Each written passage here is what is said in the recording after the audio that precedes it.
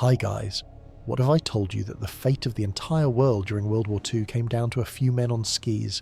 Imagine jumping into a frozen wasteland, knowing that if you fail, the enemy gets an atomic bomb.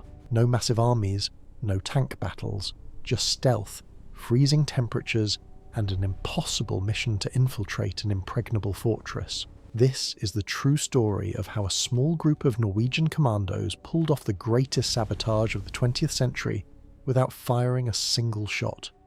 Before we get started, if you enjoy exploring hidden corners of history at a slower pace, make sure to like this video, subscribe to the channel, and let me know in the comments where in the world you're tuning in from. I'd love to connect with you there.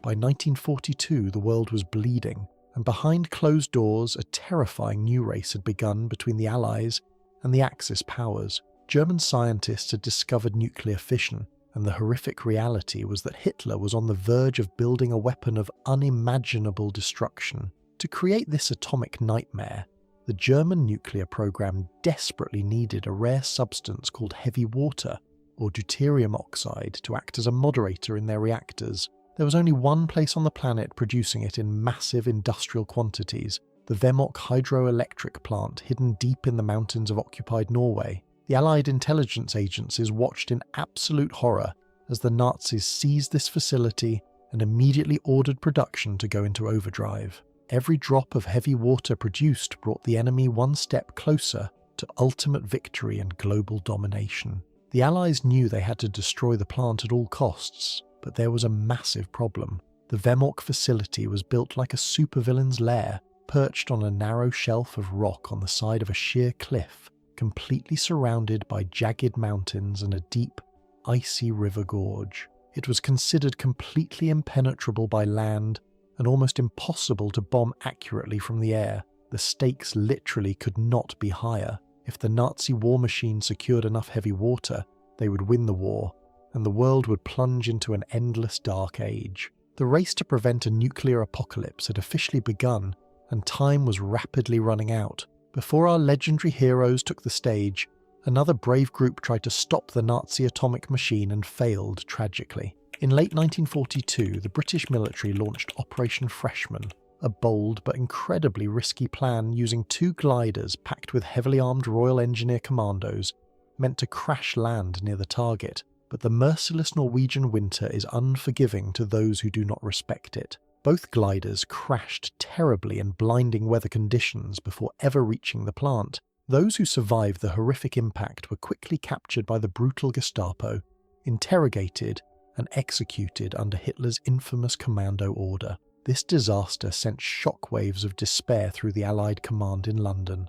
Not only had they lost dozens of exceptionally brave men, but the absolute worst-case scenario had just unfolded. The element of surprise was completely shattered.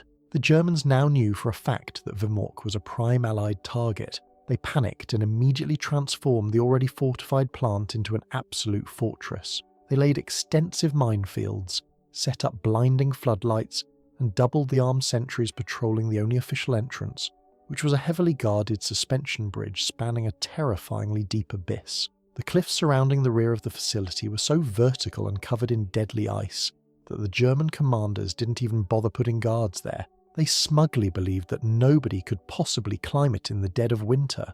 The situation seemed entirely hopeless. The British High Command realised they had to rethink everything from the ground up. They couldn't just throw another large military force at it, and bombing it would likely kill hundreds of innocent Norwegian civilians without actually destroying the reinforced heavy water cells in the basement. They needed ghosts in the snow. They needed invisible men who knew the harsh land, who could move completely silently through the freezing blizzards, and who could achieve the literally impossible. The British Special Operations Executive, known as the SOE, realised that standard soldiers wouldn't cut it, so they turned to a hand-picked group of Norwegian expats who had escaped to Britain. These men were tough as nails, fiercely patriotic, and most importantly, they were practically born with skis on their feet. Operation Gunnerside was officially greenlit. A brilliant 23-year-old Norwegian named Joachim Renneberg was chosen to lead this critical strike team, and he carefully selected 5 other highly skilled, deadly commandos to join him. They were isolated and trained extensively in the Scottish Highlands, mastering everything from advanced demolitions to stealth infiltration tactics. They spent weeks practicing on a meticulously constructed full-scale mock-up of the Vemork heavy water plant, memorizing the location of every single pipe, blast door, and critical valve blindfolded. Ronneberg famously made a crucial choice to pack heavy-duty metal shears instead of standard-issue wire cutters, an instinctual decision that would later save the entire mission from total failure. Their objective was crystal clear but practically suicidal: parachute into the Hardanger Vida Plateau, a barren, frozen wasteland that resembles the surface of the moon, meet up with an advanced four-man scout team called Swallow, who had miraculously survived the winter after the freshman disaster, hike miles to Vemork, break into the impenetrable fortress, blow up the heavy water concentration cells, and somehow escape to Sweden on foot. Oh, and they were all issued lethal cyanide suicide capsules. Capture was simply not an option under any circumstances. They knew exactly what kind of medieval horrors awaited them if the Gestapo caught them alive. The team packed their specialized gear, including custom-shaped explosive charges designed specifically to slice through the thick metal cylinders of the heavy water machinery, and mentally prepared for the drop into the abyss. On the freezing night of February 16th, 1943, the gunnerside team boarded a heavy Halifax bomber and flew straight into the dark, unwelcoming Norwegian sky. The weather was absolutely brutal, but they had no choice but to make the jump, parachuting blindly into the pitch-black middle of nowhere. They landed in one of the harshest, most unforgiving environments on the entire planet, the Hardanger Vida Plateau. Temperatures plunged rapidly to minus 20 degrees Fahrenheit, and violent screaming blizzards battered their bodies constantly. They spent agonizing days frantically searching for their scattered equipment containers in the blinding snow, struggling against severe frostbite and creeping starvation. Finally, after a grueling, exhausting trek through the frozen wilderness, they managed to link up with the Swallow Scout team. These four incredibly tough men had been surviving on the desolate plateau for months, eating wild reindeer moss and hunting whatever they could find while waiting for reinforcements. They looked like ragged, wild mountain men, but their up-to-date reconnaissance intelligence was exactly what the gunnerside team desperately needed. Together, the newly combined commando force of 10 men formulated their final, incredibly dangerous approach. They had to quickly cross the plateau, descend silently into the steep valley, and somehow cross the heavily fortified gorge to reach the Vemork plant without triggering a single alarm. The tension in the freezing air was absolutely suffocating. Every single crunch of snow under their wooden skis sounded like a gunshot that could instantly alert a German patrol. They were massively outnumbered, completely outgunned, and totally surrounded by elite enemy forces. Yet, they pushed forward through the darkness, relying entirely on their intimate knowledge of the Norwegian wilderness and their unbreakable will to stop Hitler's atomic dream. The commandos reached the edge of the deep gorge surrounding the Vemork facility, and the reality of their impossible mission stared them right in the face. The massive suspension bridge was brilliantly illuminated by glaring floodlights and heavily patrolled by armed German guards, making a frontal assault absolute suicide. Instead of walking into a certain death trap, the Norwegians made a brilliantly insane tactical decision that the Nazis never saw coming. They decided to climb down into the terrifying pitch-black abyss and scale the supposedly unclimbable cliff on the other side. The descent was a nightmare of sheer ice and treacherous crumbling rocks, forcing them to move at a painfully slow pace while carrying extremely heavy backpacks loaded with explosives and gear. They finally reached the bottom of the gorge, only to find the Mona River was only partially frozen, forcing them to carefully cross the icy, rushing water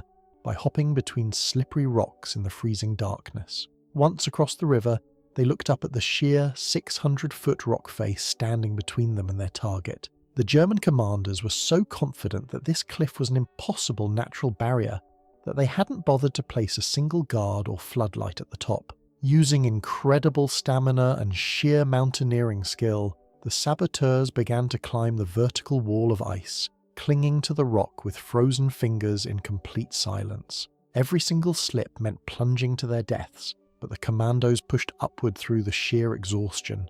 Knowing the fate of the free world rested entirely on their burning shoulders, they finally hauled themselves over the edge of the cliff, emerging right onto the railway tracks that led directly into the heart of the heavily fortified VMOC complex. Now inside the outer perimeter, the team had to move like absolute ghosts to avoid detection by the massive German garrison stationed just yards away. They silently crept along the railway tracks, the harsh winter wind masking the crunch of their boots as they slipped right past the main guard barracks, where oblivious Nazi soldiers were sleeping and playing cards. Ronneberg split his men into two groups, a heavily armed covering party to guard the perimeter, and a highly specialised demolition party tasked with actually breaking into the plant. The demolition team soon encountered a massive problem because the reinforced doors to the target building were securely locked and heavily guarded. But thanks to their obsessive training back in Scotland, they knew about a tiny hidden cable tunnel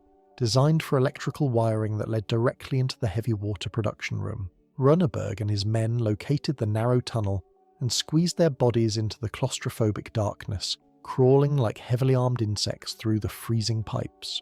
This is exactly where those heavy-duty metal shears Ronneberg packed over the standard wire cutters saved the entire mission. They encountered a thick steel chain blocking the tunnel exit, and standard cutters would have been completely useless. But the heavy shears snapped the chain with a loud crack that echoed terrifyingly in the tight space. Holding their breath and waiting for alarms that miraculously never rang, the team pushed forward and successfully dropped down from the ceiling right into the high-concentration heavy water cellar.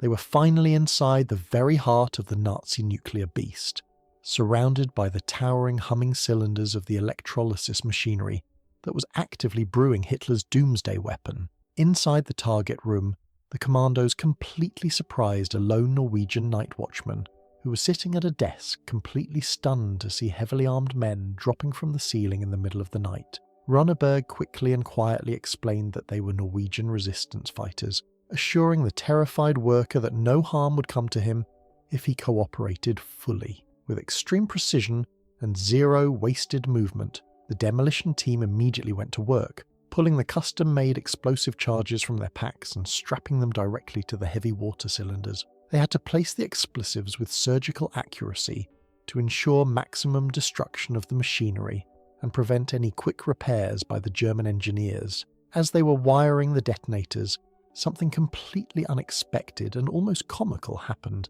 that proved the incredible nerve of these men. The night watchman desperately asked if he could retrieve his expensive eyeglasses from his desk before they blew the room to pieces, because finding new glasses in wartime Norway was nearly impossible. Runneberg actually paused the intense bomb-rigging process to frantically search the desk, finally handing the grateful man his spectacles. With the civilians safely out of the blast radius, the commandos faced their final critical decision regarding the explosive fuses. They originally planned for a 2-minute delay, but Runneberg cut the fuses down to just 30 seconds to ensure they heard the explosion before escaping.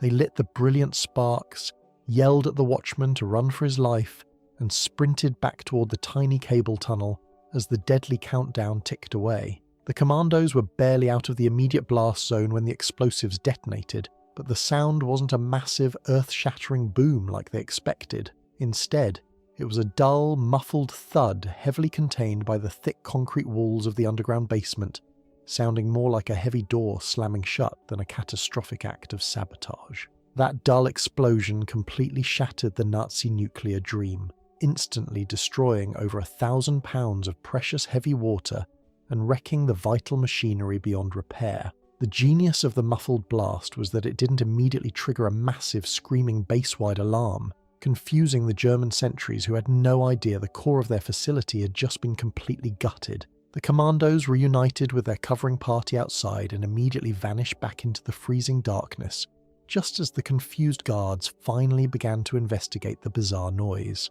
They scrambled back down the treacherous cliff in pitch blackness, crossed the freezing river once again, and began an absolutely exhausting ascent up the opposite side of the gorge. By the time the Nazi commanders realized the catastrophic magnitude of what had just happened and triggered the blaring air raid sirens, the Norwegian ghosts were already miles away, swallowed whole by the fierce blizzard. The greatest sabotage mission of the entire war had been perfectly executed, without a single shot fired. But now the team faced a massive, brutal manhunt across hundreds of miles of frozen, unforgiving terrain. The morning after the devastating strike, the top German commander in Norway, General Nicholas von Falkenhorst, personally arrived at the Vemork plant to inspect the catastrophic damage. He was absolutely furious, but surprisingly, openly admitted that it was the finest coup he had ever seen, acknowledging the sheer brilliance of the commando raid. But that professional respect didn't stop him from unleashing an unprecedented, massive military manhunt to track down the saboteurs.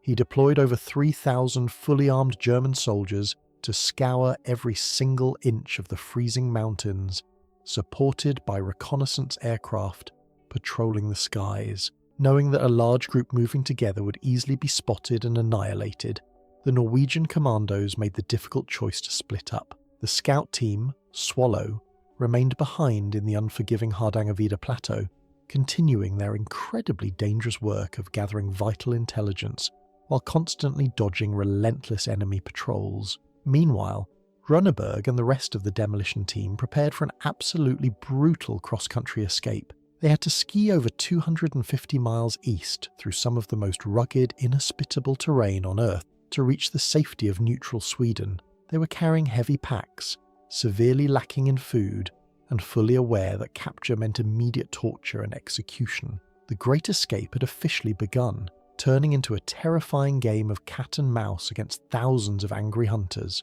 The ski trek to Sweden was a true test of ultimate human endurance and unbreakable willpower. The commandos skied for an agonizing 14 days straight, pushing their battered bodies far beyond the limits of normal physical exhaustion. They battled ferocious blizzards that dropped visibility to absolute zero and endured bone-chilling temperatures that threatened to freeze them solid every time they stopped to rest. They had to avoid all roads and trails, sticking strictly to the treacherous mountain ridges and dense snowy forests to stay completely invisible from the aggressive German search parties sweeping the valleys below. Food was incredibly scarce, forcing them to survive on meagre rations of dry oatmeal, chocolate, and whatever small game they could miraculously hunt without using their loud firearms. There were terrifying moments where they physically stumbled into German patrols, only narrowly avoiding detection by diving into deep snowbanks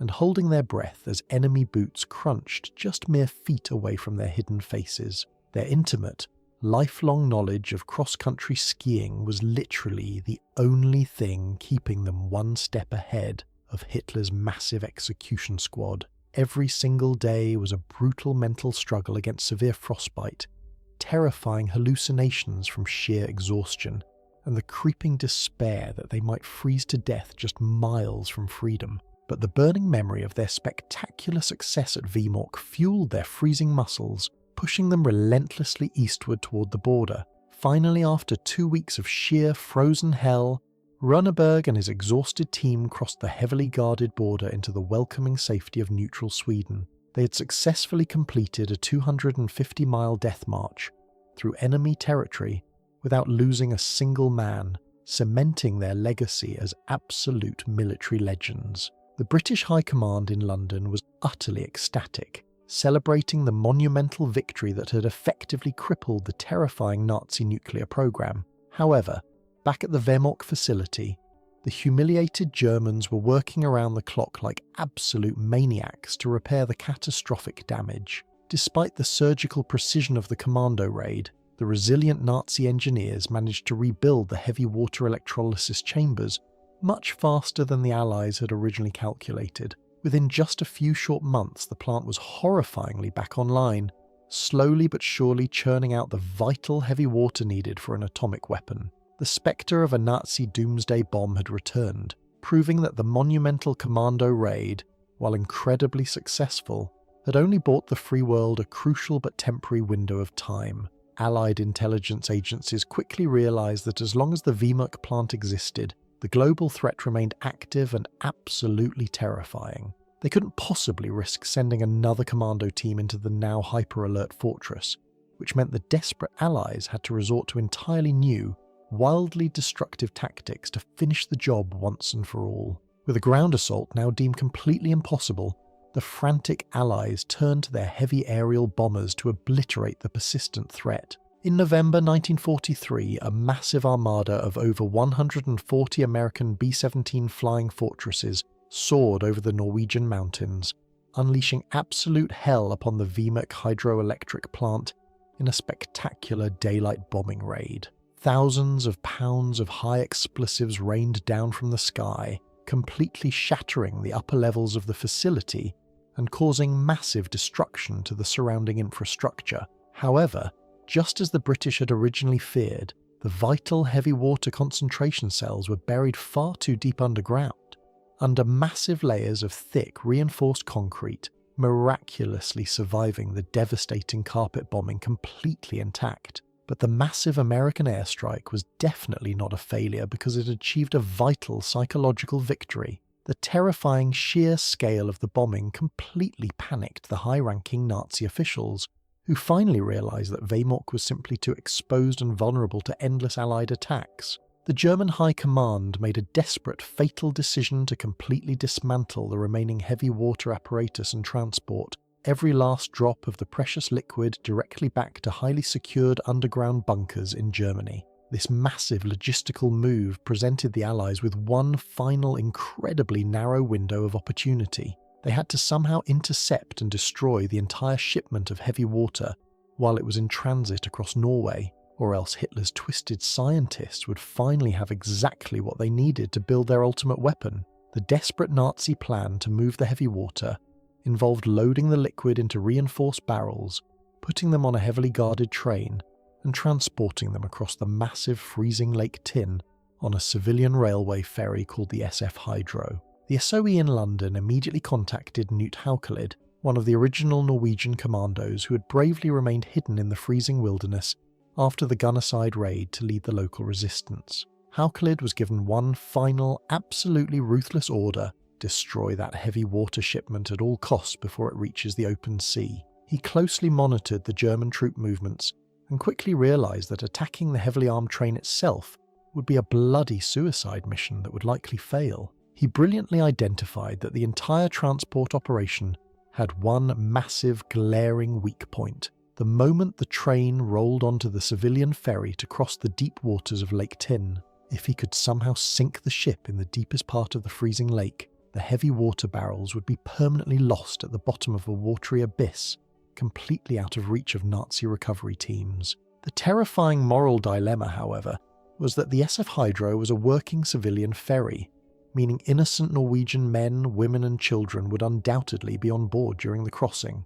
Haukelid faced an agonising choice between saving his own people or saving the entire world from the horrors of a Nazi atomic bomb. London confirmed the brutal reality of total war, ordering him to proceed with the sinking despite the tragic civilian casualties, officially setting the stage for the final dramatic showdown. On the cold, dark night of February 19th, 1944, just hours before the ferry was scheduled to depart with its apocalyptic cargo, Haukelid and two trusted resistance fighters quietly slipped aboard the docked SF Hydro. The German security was shockingly relaxed, completely failing to secure the passenger ship as the saboteurs easily sneaked down into the dimly lit passenger deck and found a concealed hatch leading directly into the murky bilge near the hull. They carried a homemade time bomb constructed from 19 pounds of plastic explosives, 2 alarm clocks built with precision timers, and 4 deadly detonators to ensure it would not fail.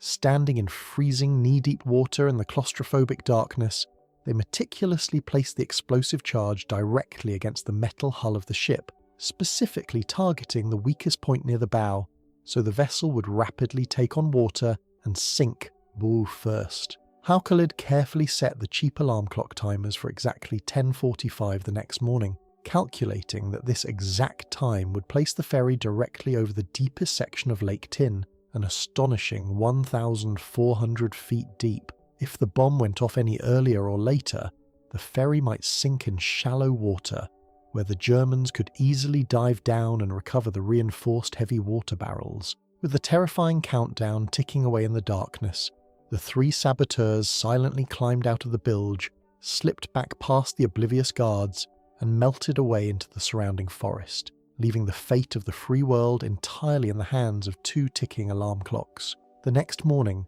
the SF Hydro set sail across the freezing waters of Lake Tinn, loaded down with unsuspecting Norwegian passengers, heavily armed German guards, and the rail cars containing Hitler's entire remaining supply of heavy water. At exactly 10:45, just as the ferry reached the absolute deepest part of the lake, a massive, muffled explosion violently ripped through the bottom of the hull. The homemade charge blew a gigantic hole in the ship, causing freezing water to rush in with terrifying speed and instantly dooming the vessel. Panic completely consumed the deck as the bow of the ferry plunged rapidly beneath the icy waves, sending the massive heavy rail cars crashing forward and accelerating the ship's deadly dive. Within mere minutes, the SF Hydro completely slipped beneath the surface, dragging the heavy water barrels down into the freezing, crushing blackness of the abyss. Tragically, 14 Norwegian civilians and 4 German soldiers lost their lives in the freezing water, a heartbreaking but necessary sacrifice that weighed heavily on the commandos for the rest of their lives. But the ruthless mission was an absolute, unequivocal success, completely wiping out the very last drops of Nazi heavy water and permanently destroying Hitler's dream of building an atomic weapon. The German High Command was utterly devastated when they received the catastrophic news. They instantly realized that without that heavy water, their entire nuclear program was completely dead in the water, effectively ending the terrifying race for the atomic bomb in Europe. The world had narrowly avoided a nuclear holocaust by the absolute skin of its teeth, saved by a ticking clock and the freezing depths of a Norwegian lake. The legendary Norwegian commandos of Operation Gunnerside didn't just blow up a factory or sink a ferry, they fundamentally altered the course of human history through sheer grit, unmatched stealth, and unimaginable courage. These ordinary men on wooden skis achieved what massive armies and fleets of heavy bombers could not, proving that a small group of highly trained, determined individuals can literally save the entire world. Joachim Rönneberg, Knut Haukelid, and the rest of the extraordinarily brave resistance fighters survived the brutal war, eventually returning to their liberated homeland as quiet, humble heroes who rarely bragged about how they stopped a nuclear apocalypse. When we look back at the chaotic, massive battles of World War II, it is incredibly easy to overlook this silent, freezing war fought in the shadows of the Norwegian mountains, but their sacrifice and unbelievable skill deserve to be remembered forever. Without their flawless sabotage, the map of the modern world might look terrifyingly different today, possibly covered in the radioactive ash of a Nazi victory. So the next time you think about the great heroes of history, remember the ghosts in the snow who skied through blizzards, scaled vertical ice cliffs in the dead of night, and single-handedly dismantled the most dangerous weapon project the world had ever seen. Thanks for watching this incredible true story, guys. If this insane covert mission blew your mind, make sure to smash that like button, subscribe to the channel for more unbelievable historical deep dives, and let me know in the comments below what crazy military operation you want me to cover next.